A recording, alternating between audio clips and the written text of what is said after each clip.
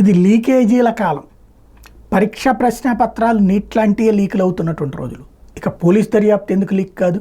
ఇదివరకు తెలుగుదేశం వాళ్ళని ఎవరినైనా సరే 41 నోటీస్ ఇచ్చి విచారణకు పిలిస్తే ఈ ప్రశ్నలు అడిగారని సాక్షి వాళ్ళు లీక్ చేసేవాళ్ళు, లేదా YSR Congress party social media leak చేసే. ఇప్పుడు same reverse. YSR Congress party వాళ్ళని 41 నోటీస్ ఇచ్చి విచారిస్తే తెలుగుదేశం సోషల్ మీడియా లీక్ చేస్తుంది. అందులో తాజాగా లీక్ అయినటువంటిది, ఇది మనం ధృవీకరించలేం, జస్ట్ సోషల్ మీడియా ద్వారా లీక్ అయినటువంటిది. జోగిని అడిగిన ప్రశ్నలు: ఎవరు ఆదేశాలతో దాడికి పాల్పడ్డారు?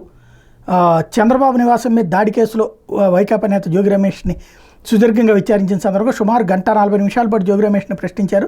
ఆ రోజు దాడికి సంబంధించిన వివరాలను పోలీసులు అడిగి తెలుసుకున్నారు. ఎన్ని వాహనాల్లో వచ్చారు, ఎంతమంది దాడిలో పాల్గొన్నారు, ఎవరి ఆదేశంతో దాడికి పాల్పడ్డారు, దాడికి ముందస్తు ప్రణాళిక రచించారా అనే కోణంలో పోలీసులు విచారణ చేశారు. జోగి రమేష్తో పాటు ఆయన డ్రైవర్ తాండా రాముని కూడా పోలీసులు ప్రశ్నించారు. ఈ కేసు న్యాయస్థానంలో ఎదుర్కొంటామని విచారణ తర్వాత జోగి రమేష్ చెప్పుకొచ్చారు. తన మీద కక్షతో ప్రభుత్వం కేసు పెట్టిందని ఆరోపించారు. పోలీసులు అడిగిన అన్ని ప్రశ్నలకు సమాధానం ఇచ్చానన్నారు.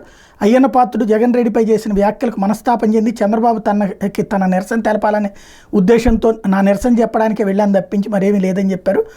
అగ్రిగోల్డ్ భూముల వ్యవహారంలో నోటిఫికేషన్ ఇచ్చిన భూమిని మాత్రమే నా కొడుకు కొనుగోలు చేశాడని చెప్పుకొచ్చారు. విషయంలో అన్ని వివరాలు మీడియా ముందు ఉంచుతానని చెప్పుకొచ్చారు.